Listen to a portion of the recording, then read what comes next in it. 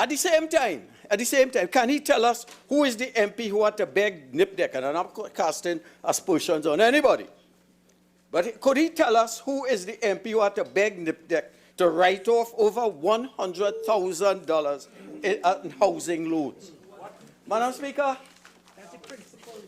Speaker, the principled member for Laventille West talked about no one suffering or committing suicide because of the closure of Petrotrain. Now, we do not revel in this. We do not. But facts are facts, and facts are stubborn things. We will not call names. But it was on the Trinidad Express, August 7, 2019. The head, and I'm saying this because he's challenged us to name anyone. He even sat down and gave us the opportunity to respond. But we would respond. We are responding in the fullness of time. The Trinidad Express, August 7, 2019. Fired worker commits suicide. That was the heading.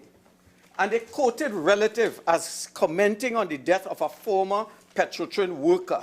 And he said that the man suffered severe depression following the closure of Petrotrain.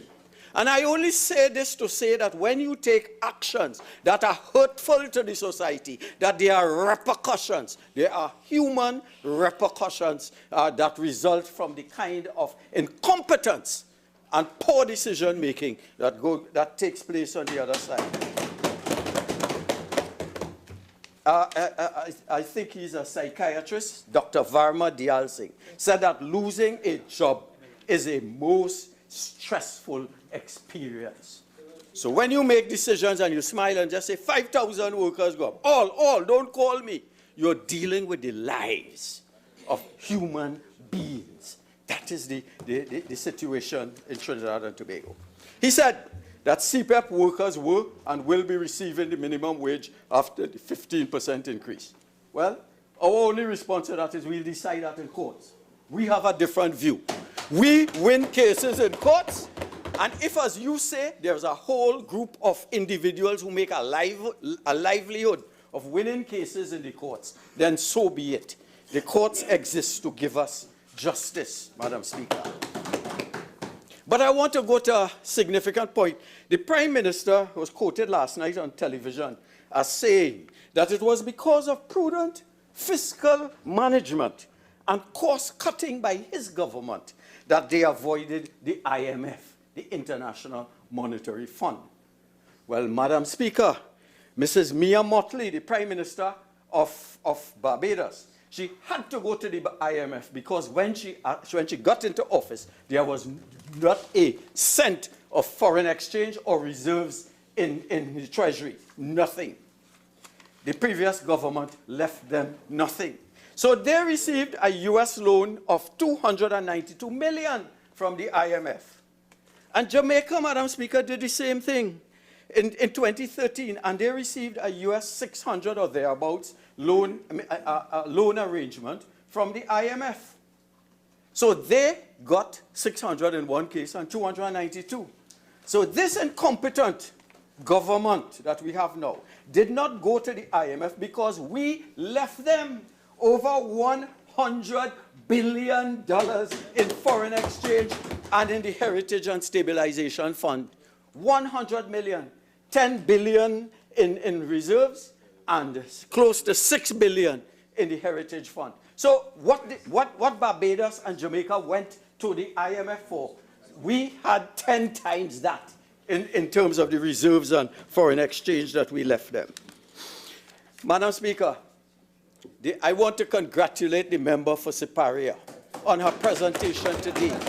It is the first time after leaving the UN that I heard such erudition, such foresight, such instant vision that I thought I was back at the UN. I really thought. I nearly said Madame Gutierrez, but sorry, I realized I am back in Trinidad. I was transformed, Madam Speaker. The member for Siparia gave us today what could only be described as a real budget speech. Yes, it was the real budget speech. She pointed out the woeful inadequacies and incompetence of this Keith Rowley administration. She laid out a roadmap for prosperity, for good governance, and for hope for Trinidad and Tobago. And Madam Speaker, you know I have been talking about SMART goals. I have lectured at 3 universities. And yes. And we always talk about goals are not statements of intent. They are specific. They must be measurable. They must be attainable. They must be relevant. And they must be timely. Madam Speaker, you look at on page 57 of the Member for Superior's a seminal address to us, to the country today. She spoke the key targets. She said by 2025, the Member for Superior. She said, create 10,000 new jobs. So that's very specific. That is measurable. That is attainable. And that is timely. You give a time bound. 2025, 10,000 new jobs. She's going to, the Member for Superior is going to cut the food import bill by $2 billion. Not saying that we're going to cut the food bill, and we're going to do this, and we're going to do that, and we're hoping that it will work out. A specific, measurable target was set by the Member for Superior. She said, the member said it will generate an additional $1 billion in agricultural exports, and it will increase by 5% agriculture's contribution to the GDP. Specific. This is the kind of thing, the level of erudition that one gets in a first world parliament. And I was transformed today. And no wonder the document is entitled National Economic Transformation Master Plan 2020 to 25. This, Madam Speaker, will take Trinidad and Tobago to the first world. It will take Trinidad. And Madam Speaker, when I talk about Singapore, they think that I am speaking about aspirations to be like Singapore.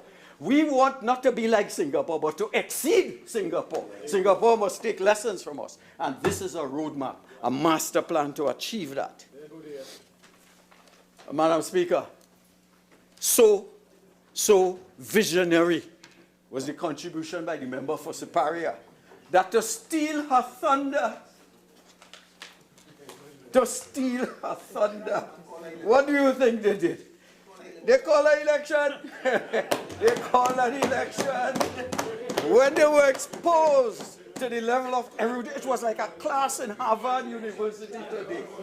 They decided they can't deal with this, and I see them fumbling and fidgeting. So they decide what they're going to do is that they're going to call an election. But you cannot fool all the people all the time. Since we all know that they have no plan. The member for Laventille West made another comment. He said, and the OWTU, and we need to correct the record. We always supported the fact that the OWTU was selected as the preferred bidder. We objected, however, to the way it was done. The fact that the refinery is heavily mortgaged. And lastly, that it should never have been closed down in the first place. Madam Speaker, the last point, based on what I heard from the member for Laventille West, we solved 143 wage negotiations. That is not in dispute. We paid the increased sums when they were necessary to be paid. The member for Superior did not, when she came to office, she did not cry like a poor me one. She did not cry and blame the PNM. She acted like a man.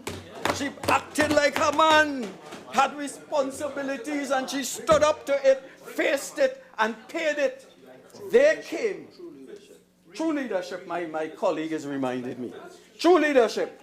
We here on that side, we left them with 143 negotiations, and pour me one, we can't solve it. And they go into their mantra, blame the UNC. Blame the UNC. For once we say, be like a man. They call it man up to your responsibilities. Man up to your responsibilities. Madam Speaker, you see, I got distracted by the diatribe from the contribution for Laventille West. Nothing of substance. Nothing of substance. Just picking here and shooting there and commenting on this and not giving a vision, an alternative vision, or substantively critiquing what the member for Superior presented. Cannot do that. So you resort to ad hominem attacks and slippery slope arguments and falsehoods in order to present a contribution. When you analyze it, it amounts to a lot of sound and fury, but it signifies nothing. Yes. So, Madam Speaker. Yeah.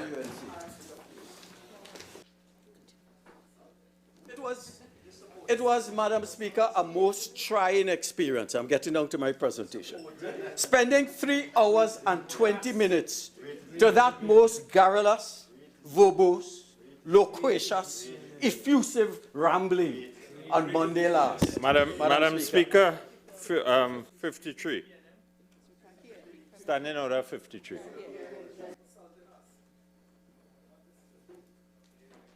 Which one of 43, 53? 53 has 1A. 31B, Madam Speaker. A member present in the House during the debate shall enter or leave the House with decorum. Order, please. Order. Order. Please continue, Naparima. Madam Speaker, sometimes I'm reminded, Madam Speaker, sometimes I'm reminded of my primary school days, my preschool days, hearing the bantering from that side that makes no sense. Madam Speaker, I would have liked to give the member for Diego Martin Northeast, I would have liked to give his presentation a passing grade. But given recent events in Penal, I do not wish to make another grave mistake, Madam Speaker. Madam Speaker, the U.S. President, with 300 million citizens and a $4 trillion U.S. economy, takes less than 2 hours on average to deliver their State of the Union address. Madam Speaker, in the United Kingdom, the Chancellor of the Exchequer normally takes 1 hour and 40 minutes. 53(1)(e).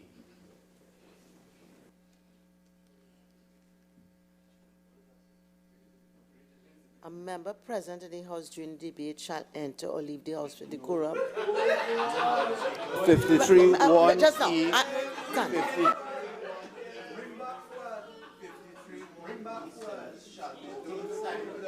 You said 53(1)(e). I said 53(1)(e). 53(1)(e) shall maintain silence while another speaker is speaking and shall not interrupt. So you meant E as in egg. I'm sorry, I heard E. All right, so, all right. We've all had lunch and we might have a little extra energy. I ask everyone, members for Port of Spain, North, St. Anne's West, Diego Martin Northeast, and Couva North. All right?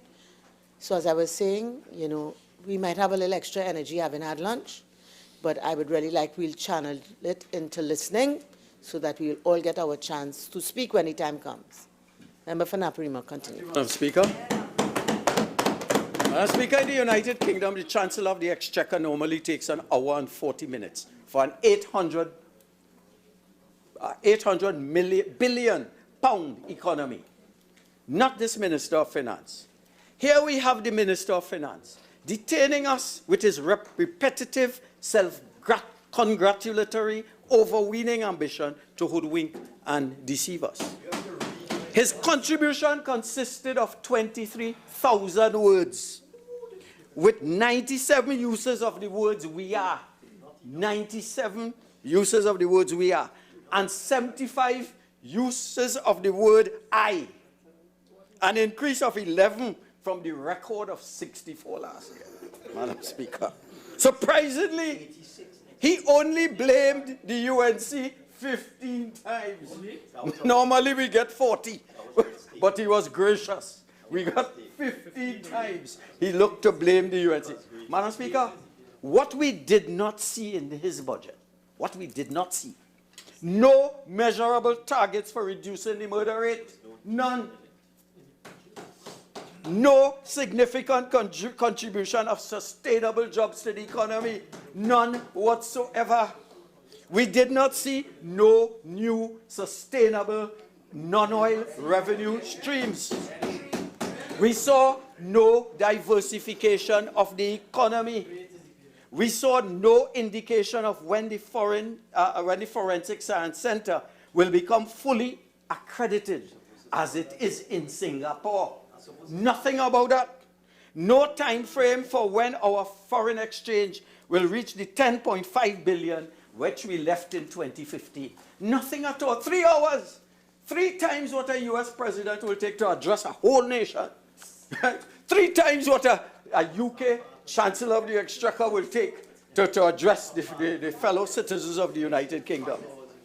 No idea, Madam Speaker, of when the 69 early childhood centers built by the UNC will be commissioned and become fully operational. Do not cry crocodile tears about us, tears about us being concerned about the early childhood preschool education.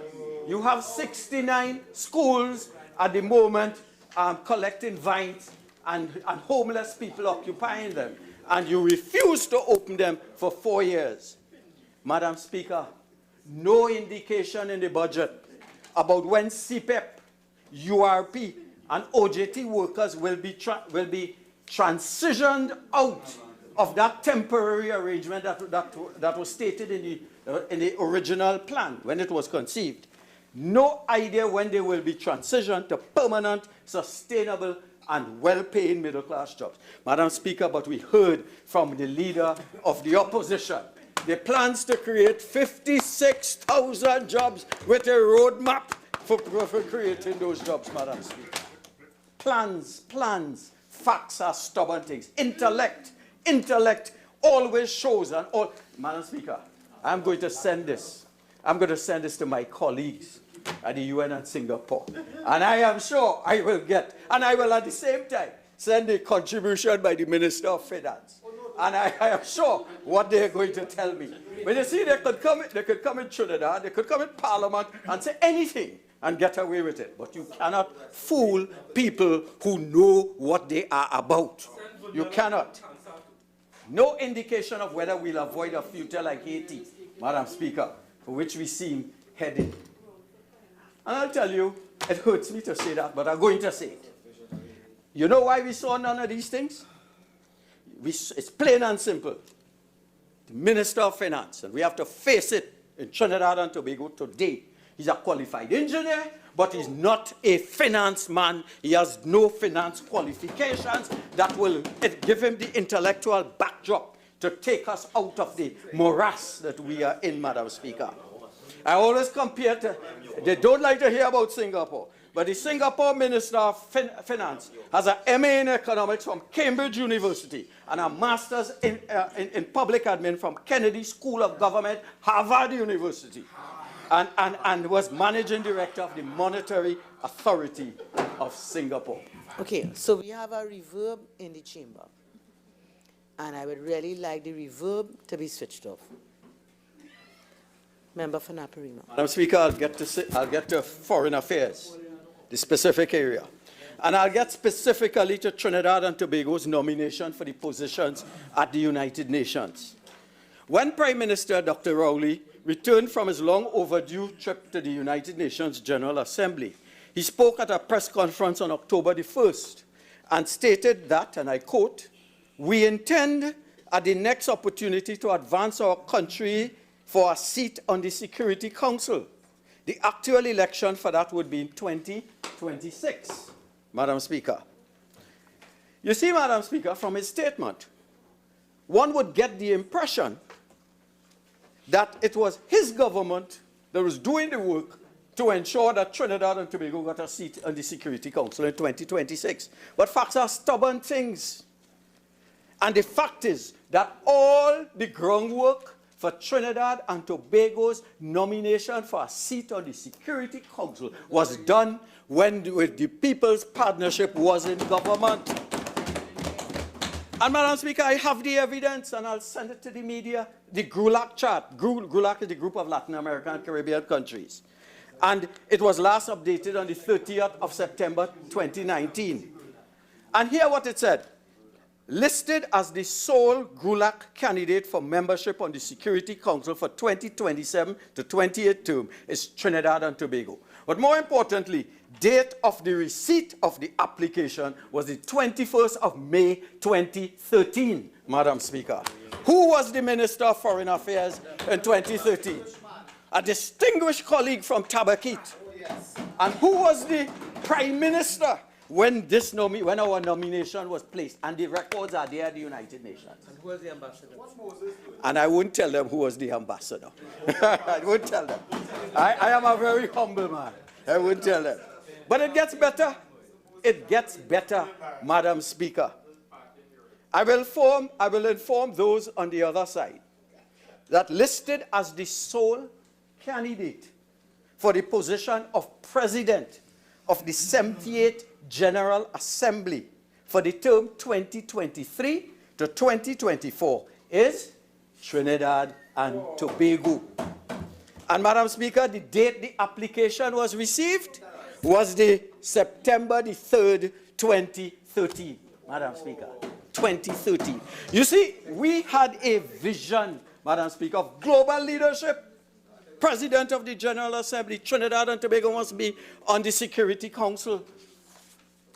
We did the action. And at the United Nations, you can't get President of the General Assembly just so.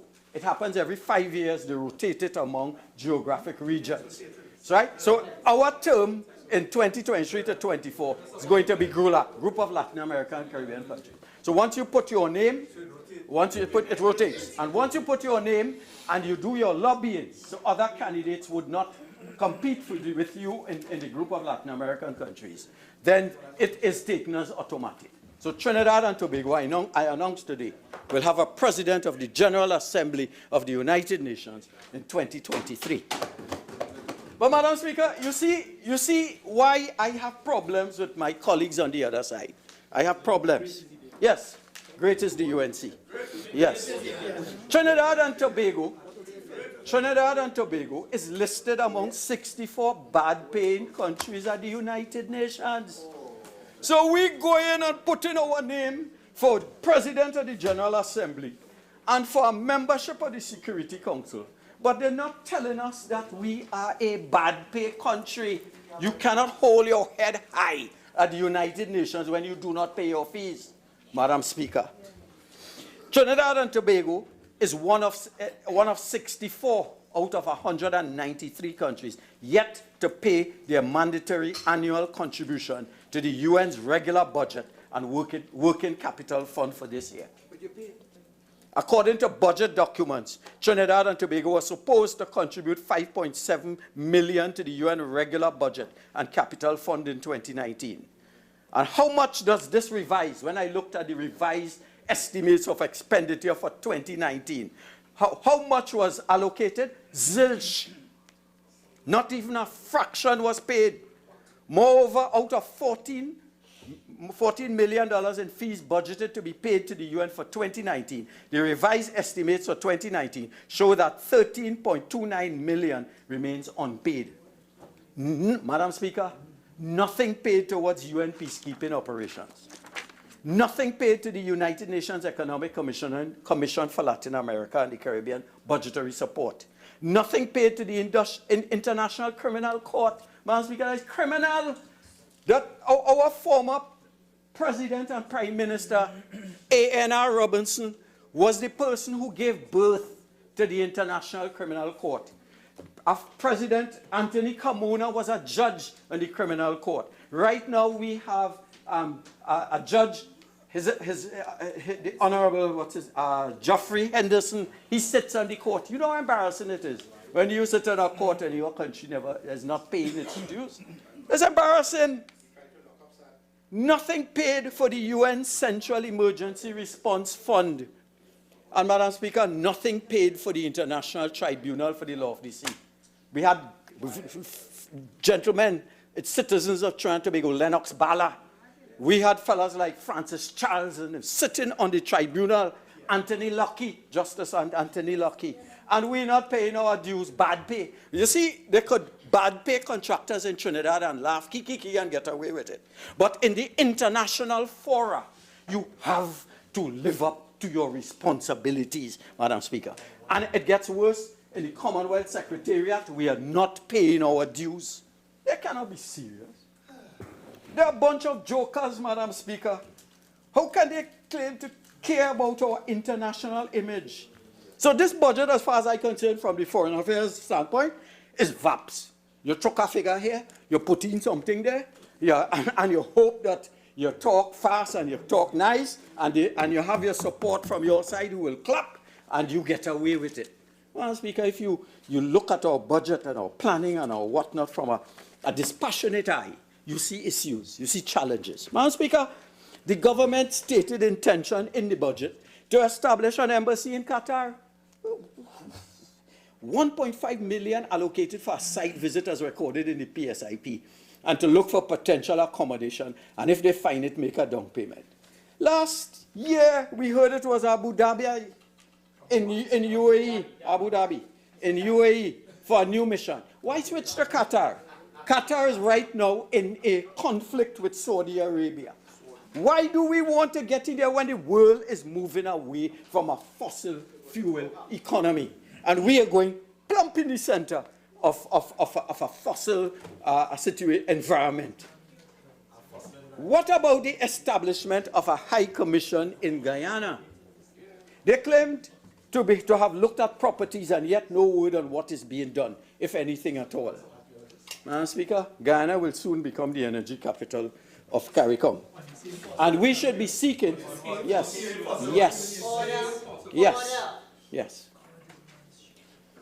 We should be seeking to leverage our century-old expertise in energy to the mutual benefit of both of our countries, Madam Speaker.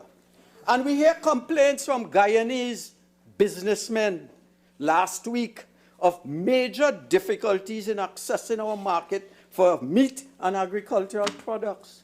For heaven's sake, spent $6 billion in a food import bill. Well, let's spend some with a fellow CARICOM state. Let the money circulate in the region. But there's no foresight, no planning, no thinking by those opposite. Madam Speaker, a few days ago, there was a CARICOM meeting in Barbados with the president of Kenya. Present were the prime ministers, Mia Mottley, Alan Chastanet from St. Lucia, ministers representing Antigua and Barbuda, Dominica, Grenada, St. Vincent and the Grenadines, and Suriname, and the CARICOM secretariat, Erwin LaRocque, who was not there. Trinidad and Tobago was notably absent or left out, Madam Speaker. What's really going on? What's really going on? If we're not careful, under this administration, Trinidad and Tobago will be irrelevant to what is going on in CARICOM. So we're talking about $5 million in the budget is listed for PSIP for the relocation of the ministry's head office. Is this unnecessary expense at this time? Just go overseas, Madam Speaker. Could this $5 million not be better utilized? Venezuelan embassy issues. Maybe a portion of that $5 million would be better served in showing that our staff admissions are paid. Madam Speaker, the Daily Express reported on the 5th October, a couple of days ago, that a Trinidad and Tobago immigration officer based in Caracas, his name is Balro Bipaki, who went to Venezuela in early July, following the moves to impose a visa system in Caracas. Right? He has said he's now in dire straits and forced to live out of his own pocket as his monthly foreign service allowance is not being paid, has never been paid since he arrived in Venezuela. So our embassy staff in Venezuela cannot buy even arepas. I understand that the families have to send doubles for them to make sure they eat it. Madam Speaker, what a shame. This is a country of which I am greatly proud. And when I talk to my friends outside, it is almost like a laughing stock where how Trinidad has reached, what has happened, what has befallen us, what sin have we committed. I know what the sin we have committed. They sit next door. So that the Minister of everything, Port of Spain North, St. Anne's West, has already issued a statement from the Ministry of National Security, because immigration, gentleman is an immigration officer, that over 1,900 visas have been granted up until the beginning of October, and that work has not stopped. That is inconsistent from what we're hearing from the Caracas embassy. Could it be, once again, that the left hand don't know in this government what the right hand is doing, and therefore we are left confused? But the registration process, Madam Speaker, after the registration process, even though many Venezuelans are registered, 1,600 I'm told, we are still faced the fundamental questions, of how many Venezuelans reside in our country. As usual under this government, we have no accurate data. No statistics on how many are here. Yet they're telling the BBC that their figures are wrong. If you're telling somebody your figures are wrong, it means I have a figure. Right? We do not have a figure. Nobody on that side. So we run in a country. This is our country, and we do not know how many people in that bedroom or sleeping downstairs. We have to get serious, Madam Speaker. With no real lockdown of our borders, we are left vulnerable in terms of the refugee crisis and human rights concern. And let us always say, we are concerned that the Venezuelans are treated humanely. But we are saying that the process must be transparent and it must be able to stand scrutiny. It must be consistent with best practices. So, Madam Speaker, no consultation with any global refugee organization before addressing the Venezuelan crisis. Government claims most of the Venezuelans registered, while the entire country suspects that over 40,000 Venezuelans are living here, and the numbers are growing daily. No healthcare policy for these persons. No education plan for their children. No plan for what happens next year. We'll rush to the parliament and say the year has finished, and the government, after looking at it, we have decided whatever they decide. Or they get up in the morning and decide. Serious country would have had a registration. No, stage 1 is this, stage 2 is that, stage 3 is that, so that we all sit like first world countries and we can talk with confidence based on well thought out, comprehensive policy decisions. Madam Speaker, no control at the borders to restrict criminals from entering. No plan to this is critical. No plan to utilize their skills base to offset our own deficiencies. Madam Speaker, one of the 16,000 plus Venezuelans may be a forensic pathologist. And we need for the forensic pathologist, we should have picked up his qualifications, picked up whether he's credited, and ship him there so that we could deal with crime once and for all. But you see, that requires a level of imagination, critical thinking, level of analysis, level of reading, and level of vision. Madam Speaker, thanks very much. Vision. No vision, no plan. So you could tell me what you could fool me, but you cannot fool Trinidad and Tobago. And you are doing a disservice to our country and to generations yet unborn. So in terms of our image and international thing, it is bad, Madam Speaker. In the last few years, the United States, Canada, New Zealand, Australia have all issued travel advisories to Trinidad and Tobago, warning about increased levels of crime. Britain's Foreign and Commonwealth Office travel advisory on Trinidad and Tobago, 28 June 2019, warned citizens of high levels of violent crime. Multiple travel advisories warn potential tourists that, and I quote, I'm quoting here, shootings, kidnappings, and other gang and drug-related violence occur. And there is risk of you being in the wrong place at the wrong time. That can happen to any of us. All of us could be at the wrong place at the wrong time. You sit in a pub in Trinidad and you see somebody come with a hoodie and your blood pressure goes up. So a lot of us walk with our blood pressure tablets because of the incompetence of this government on the other side. They only talk. They do not perform, Madam Speaker. Talk, do not perform. Coast Guard. And even that wasn't enough, the Coast Guard, I call it. And may I say, we have nothing against the officers in the Coast Guard. We feel they are poorly managed. We feel that they're not given policy prescriptions so they could operate optimally. And we feel that they are under-resourced, Madam Speaker. That is the reality. The question is, why are they always nowhere to be found when our fishermen are under attack? Last night I was listening on TV to a gentleman who was kidnapped and he was released. And he is saying that in his view, that is better, that and nothing, the Coast Guard we have and nothing is the same. And I'm not saying this with joy. I'm saying that I'm sure the officers want to perform. They want to be of service. So the fishermen could say, the Coast Guard is our friend and we can work together. And the question I ask, why can we not give one example that when fishermen are subject to piracy, that the Coast Guard has intervened, captured the pirates, and freed our fishermen who are citizens of Trinidad and Tobago? Madam Speaker, crime. In this budget, we see no vision or clear plan to combat the criminal elements. All we see are frills, superficial promises that will only assist in locking up the small man, but not in addressing the underlying causes for him to resort to crime. Nothing aimed at catching the financiers of crime. And the big fish. The big fish. Madam Speaker, we hear talk. El Capo, something that Mr. Manning said. A tutti capo, big words. We hear on that side, we're passing legislation to catch white-collar crime.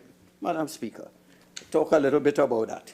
So while people are being slaughtered on our streets, in their homes, and at their workplaces, the Prime Minister continues to fail to provide any measure of comfort to us as citizens. Talk and talk, but they do not perform, Madam Speaker. And we have an Attorney General who's an expert on passing legislation after legislation. A suite, he likes that word, a suite of legislation. Madam Speaker, I have to ask, what is the benefit? You see, when we talk about targets, measurable, achievable, attainable, what is the measurable achievement of all this legislation? What are the concrete results? Yes, arrests have been made, Madam Speaker, under the anti-gang law. Arrests have been made, but arrests do not equate to convictions. Madam Speaker, I would say the law is working. You have arrested, you have convicted 40 persons, and I would say that is some result. So in my book, there has been no result, no measurable result, and we see it in crime. The government has our police officers sharing non-lethal weapons. The member for Superior spoke about that. 300 body cameras for close to 7,000 police officers. It equates to less than 4% of the TPS. So we achieved, but 4% walking around with body cameras, and the rest doing what we knew before. You see, I can't, which is getting involved with a community, there's conflict, and there's no evidence, no visual evidence to say that the police acted appropriately or the citizens were in fault. Madam Speaker, technology such as drones, pepper sprays, tasers should be supplied in greater quantities for it to have a measurable impact, not PR thing, to say you bring 100 and most of the 7,000 people do not have body cameras or tasers. For years, we have heard rhetoric that the government had to be frugal in its spending and give value for money. But it is clear this is not true. For national security and the TTPS combined, the UNC spent $21.19 billion. We spent $21 billion. Guess how much they spent? They spent $28.31 billion. Madam Speaker, spent, and in 2020 they have allocated. When you take that allocation of 5.87 billion, it's going to work out to 28 billion. So they spent 7.1 billion more than we spent. But crime was lower when we were in office, Madam Speaker. You see, during our term in office, the statistics show that we were making headway in the fight against crime.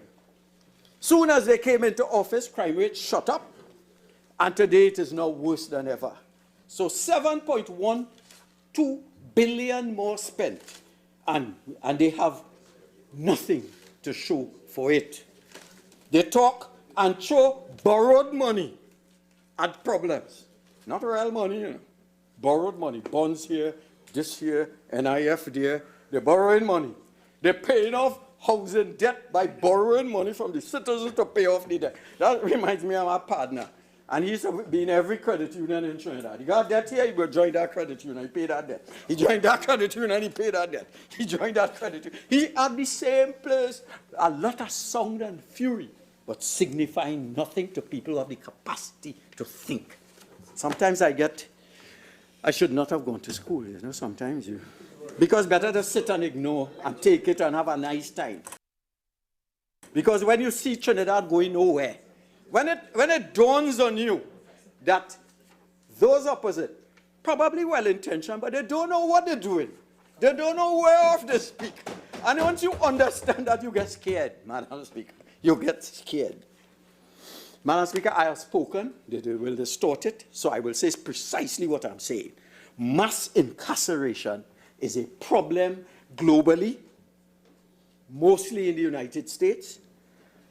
And I am not talking about attribute. I am not dog whistling. I am stating the fact.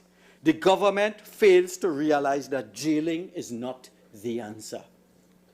What is the big picture with these citizens? Some of whom are innocent. In remand yard, Madam Speaker, some are innocent.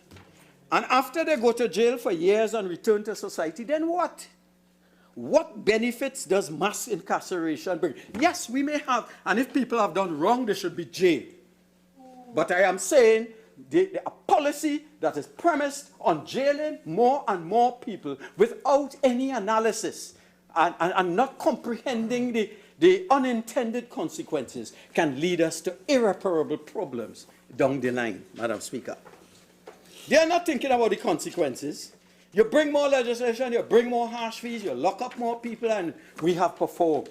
We are great. We have jailed people. But children losing one or more parent to incarceration can set a child up for a life of poverty and detrimental mental health issues.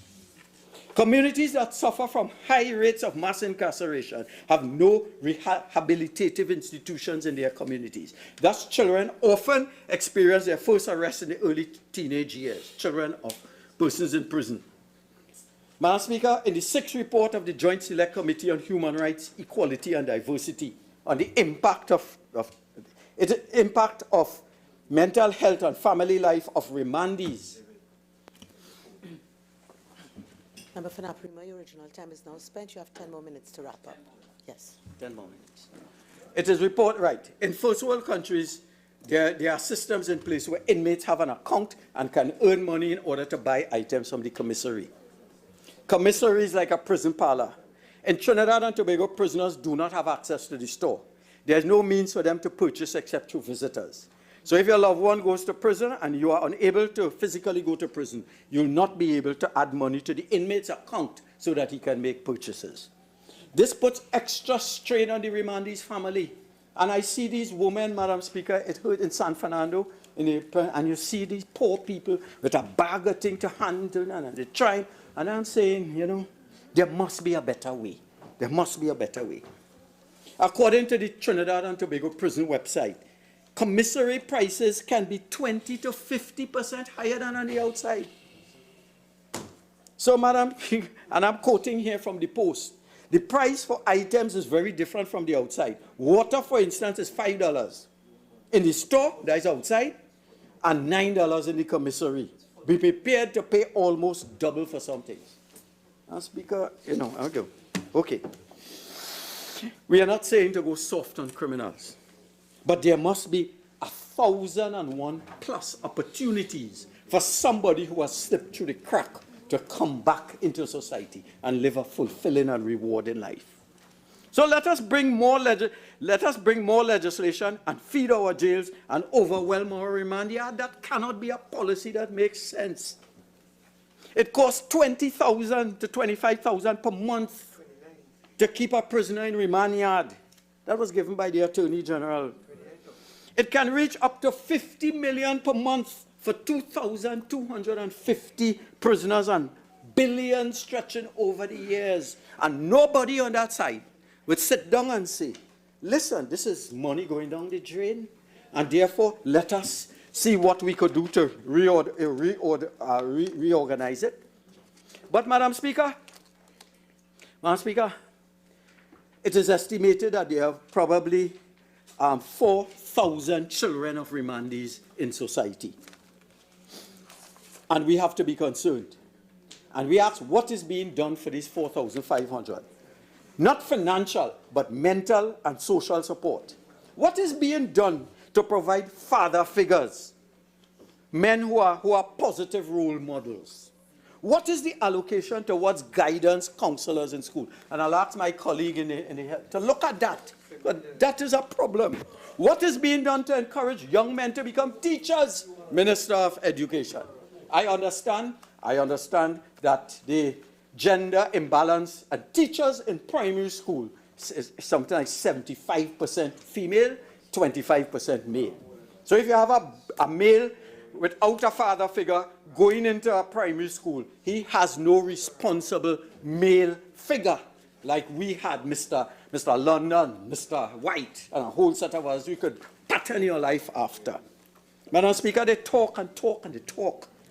So we need to focus on existing laws, focus on measurable targets for crime, police response time, recidivism and rehabilitation, trials before courts, reducing murders, shortening the time. But, Madam Speaker, I have a concern for a government that has to stop this pipeline of poor males going to prison.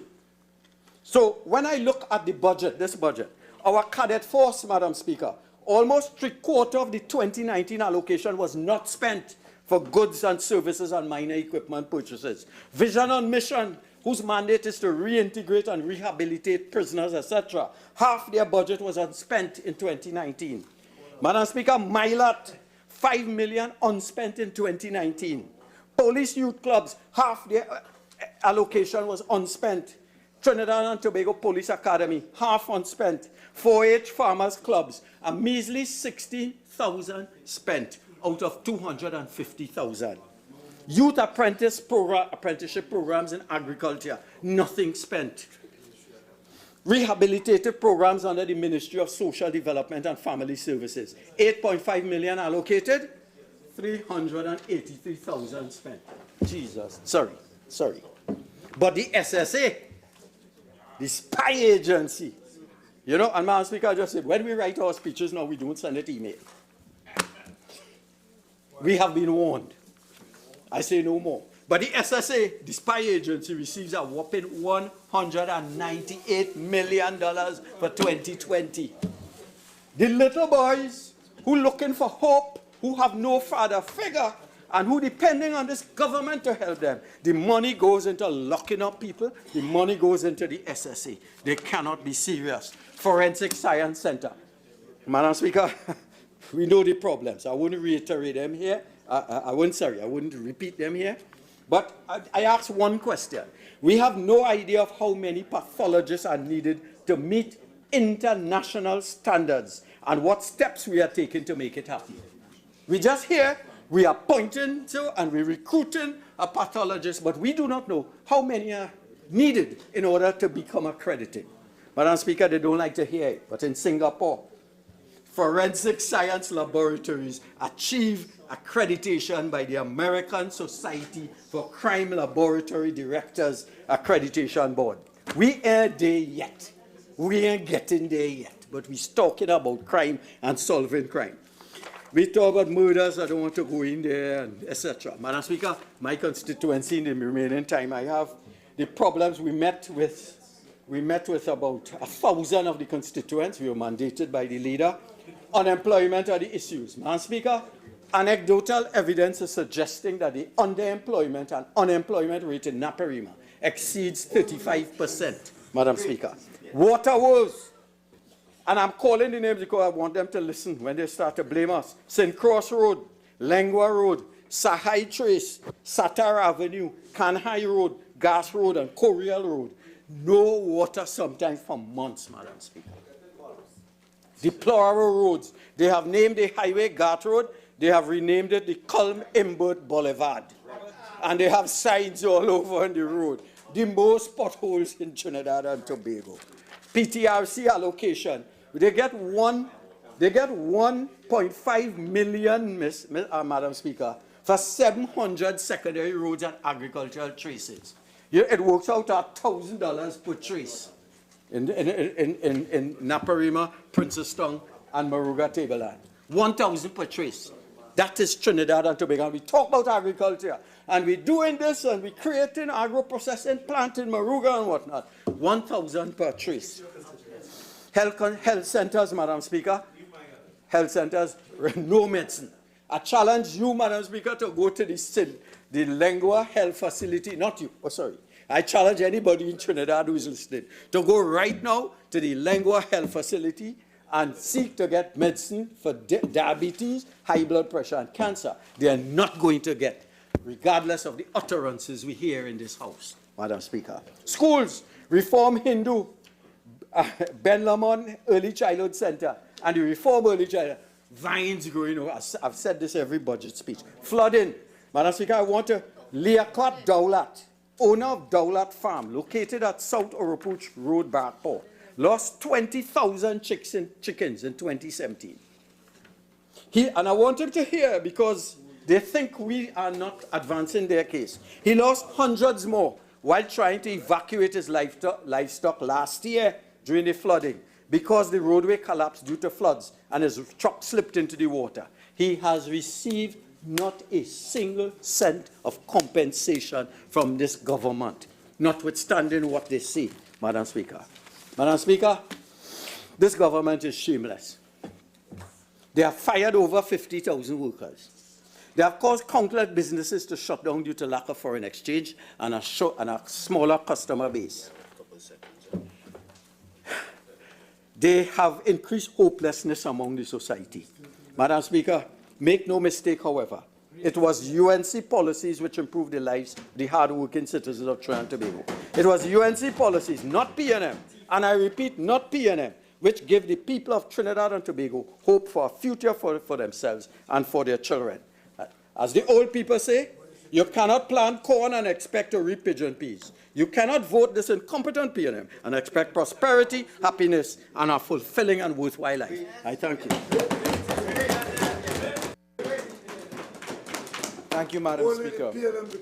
Madam Speaker, it gives me great pleasure to join this debate, and I'd like to go very quickly into a structured presentation. Firstly, I intend to address some glaring inconsistencies in the contribution by the member for Siparia, touching some of the equal inconsistencies offered by Naparima. Secondly, to then speak to the issue of crime and the economy through the lens of the Attorney General and the Ministry of Legal Affairs. And thirdly, to speak to issues in my constituency, San Fernando West.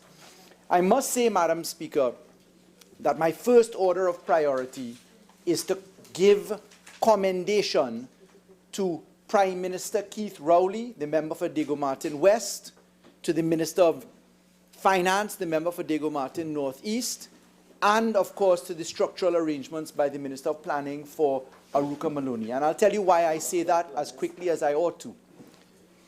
It is not an easy situation to have managed the financial situation of Trinidad and Tobago in the time that Prime Minister Rowley led and has led and will continue to lead our government well into the next decade.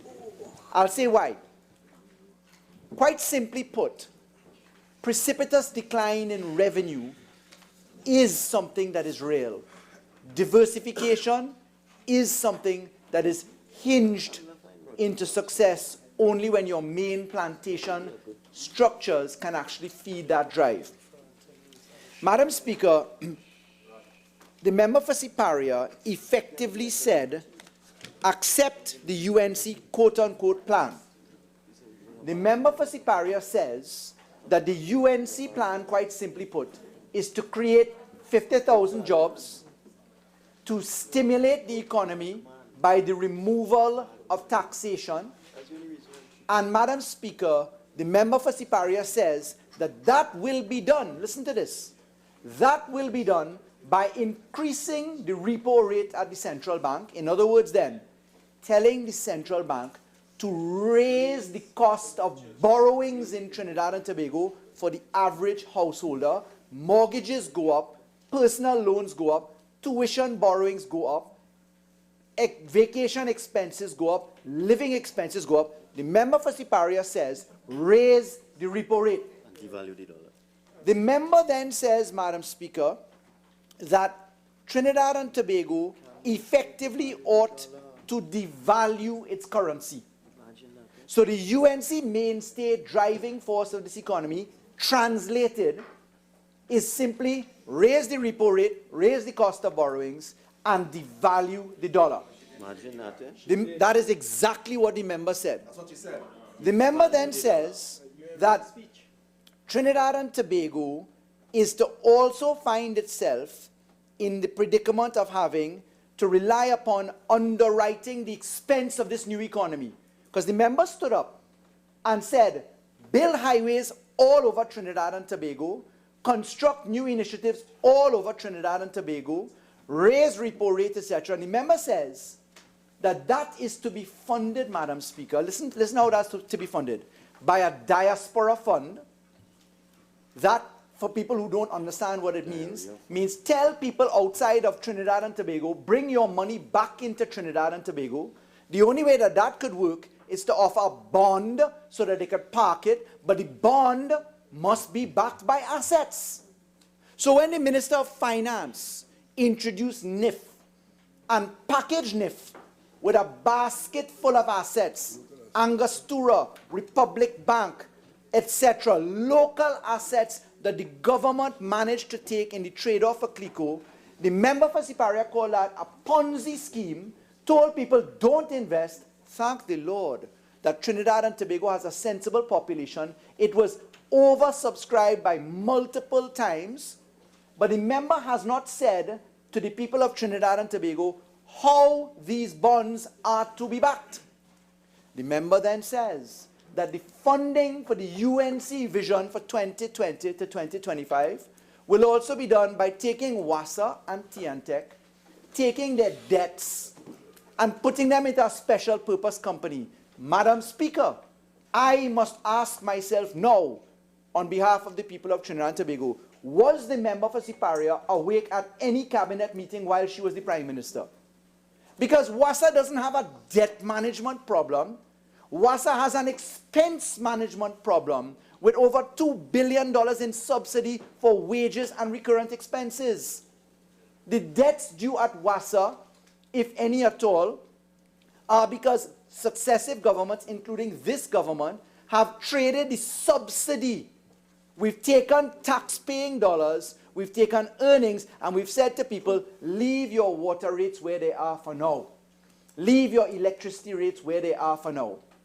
So it is incumbent to unearth the arrant nonsense of the argument put forward by the member for Siparia, because there is no way on this earth that one can develop a country in the fashion suggested by Siparia if, Madam Speaker, you don't have the money to do it.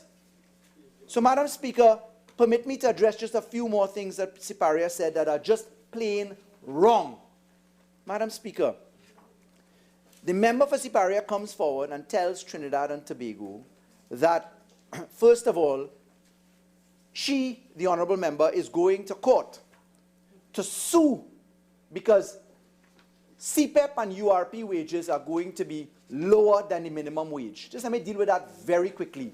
Madam Speaker, the civil proceedings rules fortunately have an amendment to them, and they allow for something called wasted costs.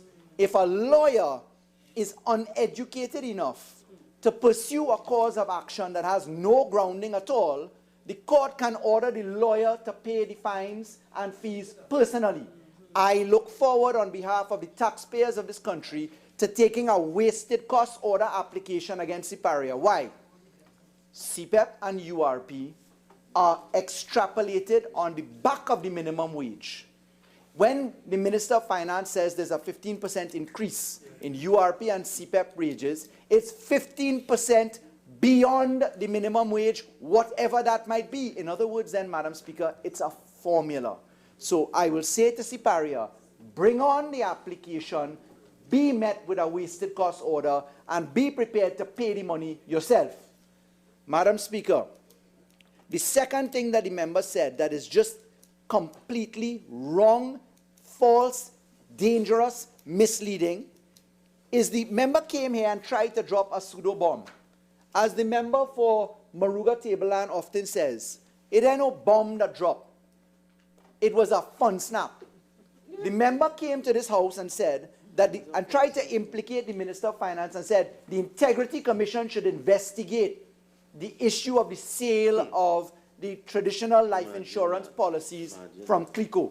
And the member says the Minister of Finance must stand up and tell the country how he approved that process. Madam Speaker, Siparia saw it fit to bestow onto herself senior counsel, former Prime Minister that presided over CLICO for 5 years. Siparia was the leader of the cabinet. Siparia was a past Attorney General, Minister of Legal Affairs, Minister of Education, and Siparia cannot read Section 44D of the Central Bank Act, where the process is that the central bank admitted into the equation under emergency power regulation to deal with CLICO. The central bank has the responsibility of negotiating the CLICO sale, managing the sale, determining the price, getting the valuation. The Minister of Finance, in exercise of his responsibilities at law, only steps into the equation at the very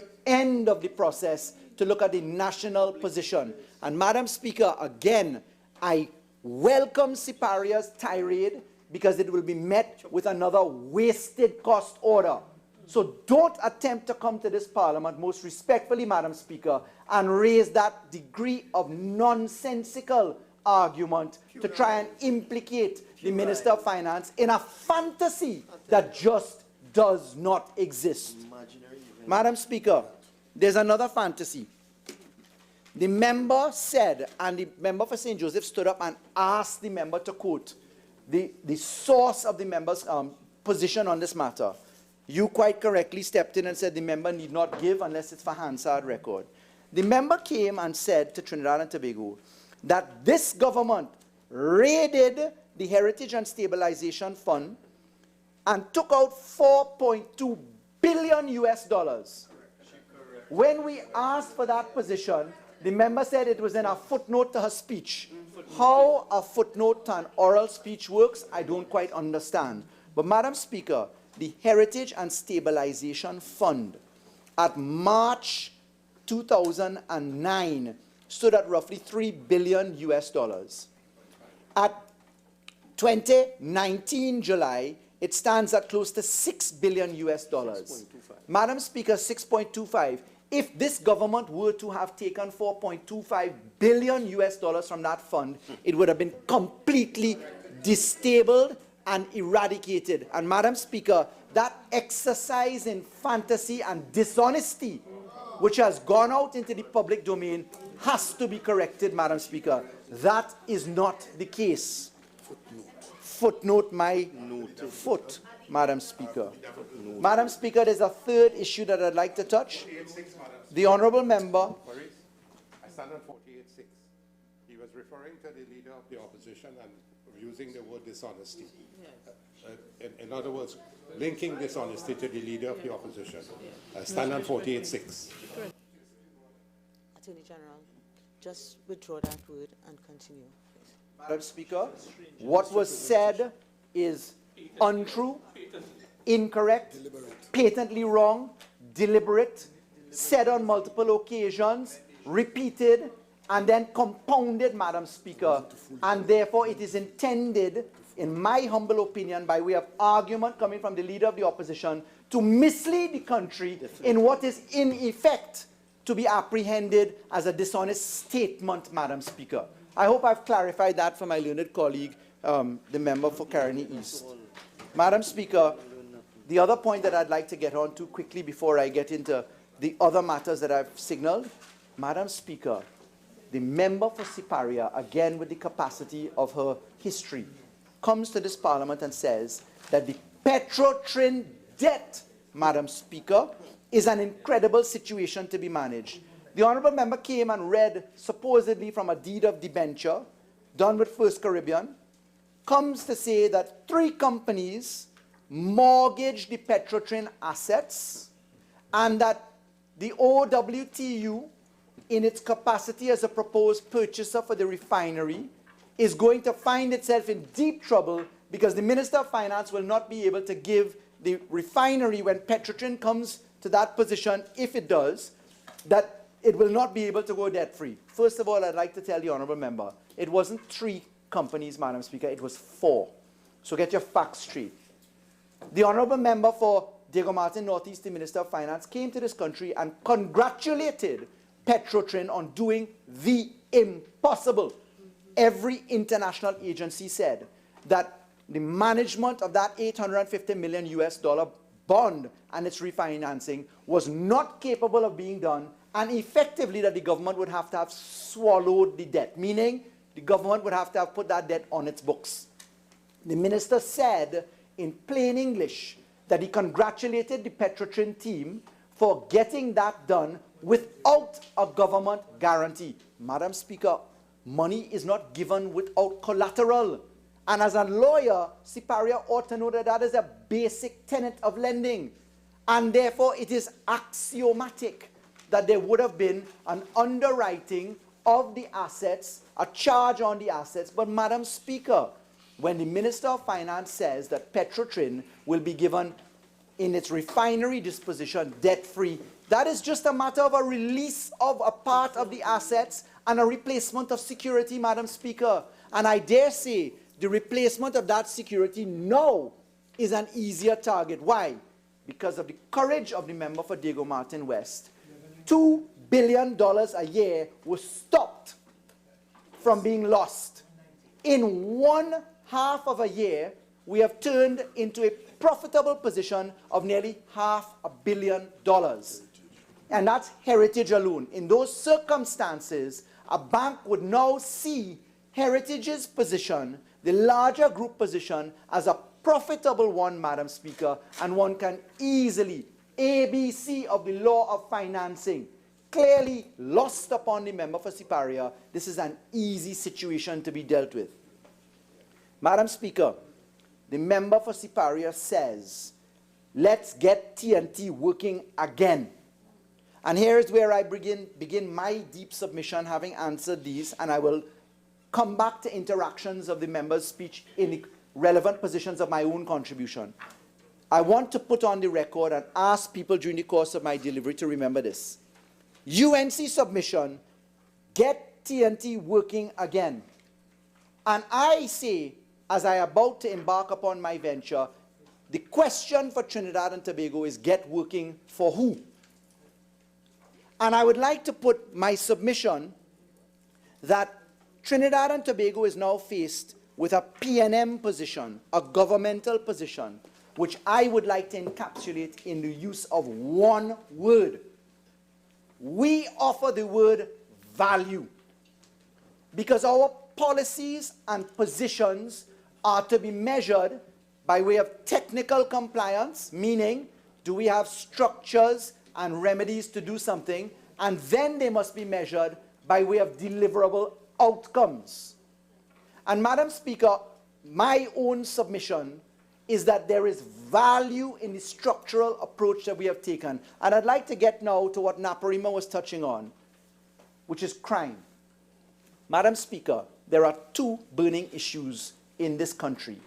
The first one is the economic position, which I think the Minister of Finance has dealt with in the delivery of his budget. The second one is pegged to the issue of crime. Madam Speaker, both of these 2 require the operation of something called confidence. An economy can have all the money in the world, if there is no confidence in the economy, it will not prosper. You can have all of the support in terms of national security, in terms of legislation. If there's no confidence in the system, you are going to destroy the effort. Madam Speaker, picture this for a moment. Every leading all-time rock star movie that is war-based, historical or otherwise, usually has a protagonist, a main lead that stands in front of the troops. Picture Mel Gibson in Braveheart with the blue paint and white across his face. Picture Maximus in the movie The Gladiator as he stood before the hordes or in the Colosseum.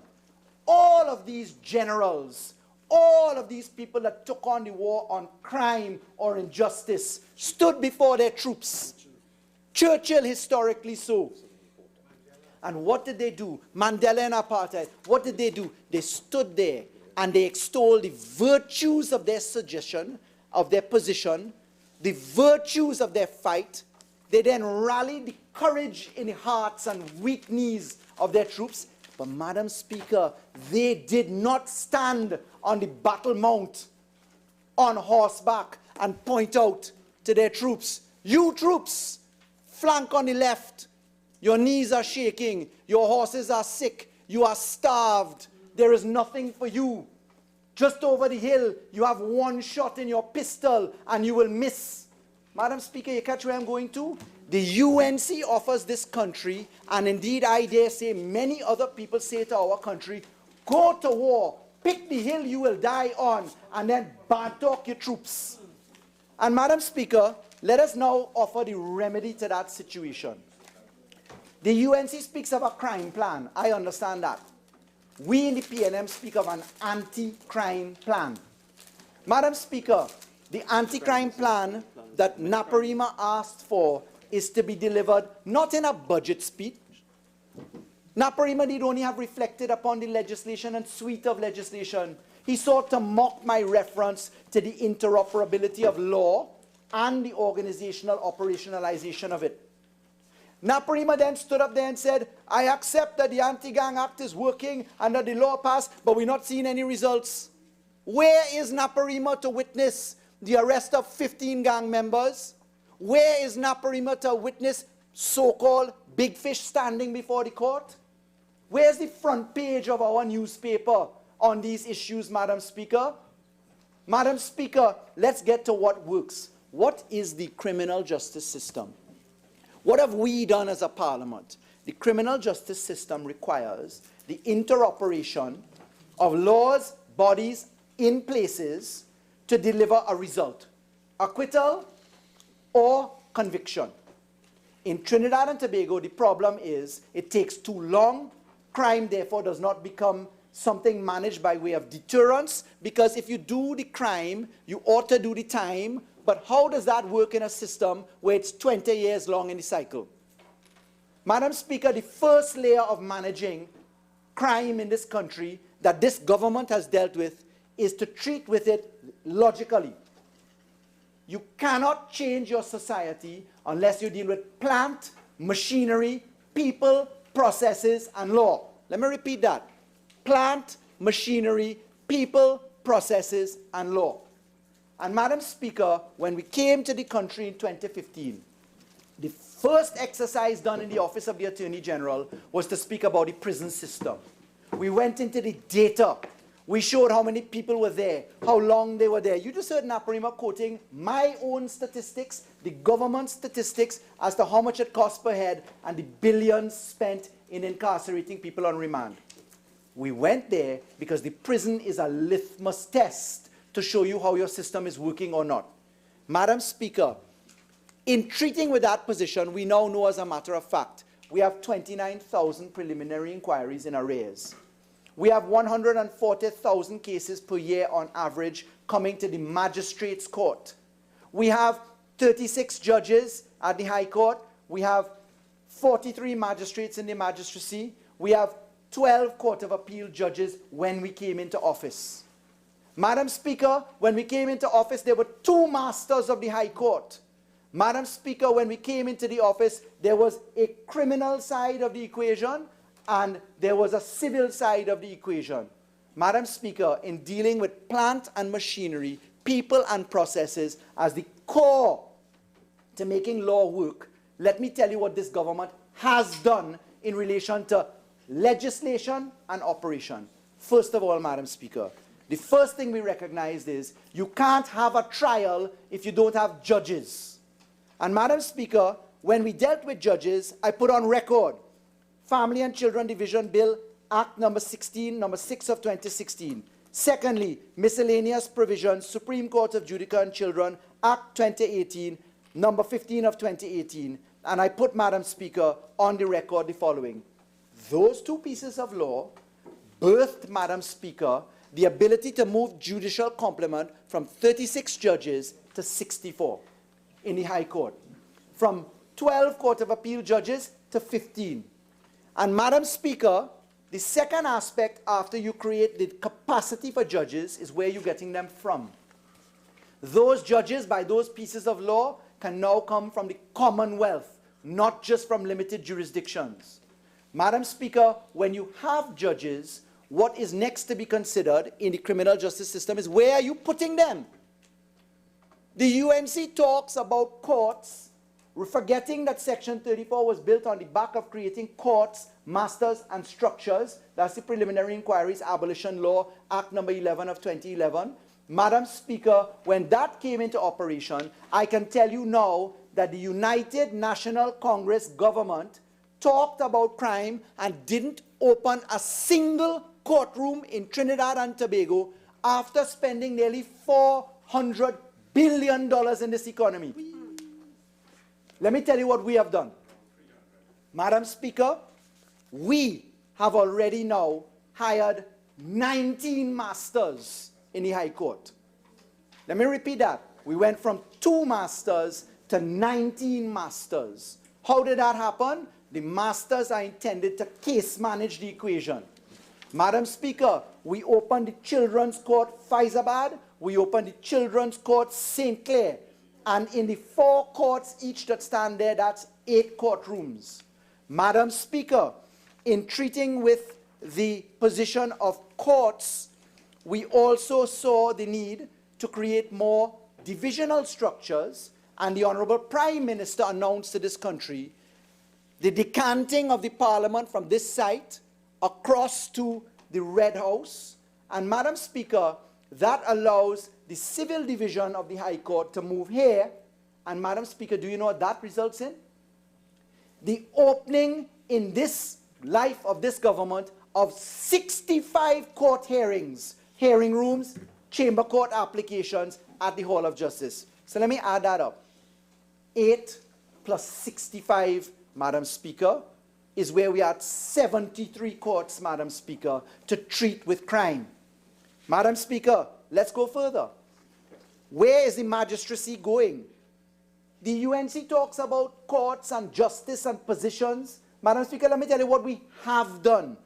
Madam Speaker, when we treat about the courts, I'd like to say that we have already allocated and are in the course of building out the superior courts. We have already vested into the judiciary the land which was lying idle in the AG's office at Irving Park in San Fernando, right in my constituency, for the establishment of a brand new magistrates court in San Fernando. We've added into that, Madam Speaker, Rio Claro. We've dealt with Penal, Madam Speaker. We have opened already the Children's Court in Tobago, and that was opened just last week. So, Madam Speaker, while they're talking and talking and talking, I am now telling you, Madam Speaker, about bricks and mortar tied into legislation. But, Madam Speaker, forget bricks and mortar and judges. Who's going to run the court? How are you going to run the court, Madam Speaker? Let me tell you what we did, not what we're thinking about doing and have not thought out as the UNC offers as an alternative, Madam Speaker. Madam Speaker, our cabinet did something which was dynamic. Madam Speaker, when we came in, we realized that the judiciary needed assistance in reorganization. We created a family and children division, a criminal division, a civil division, and a probate division will come this year. And in creating those structures,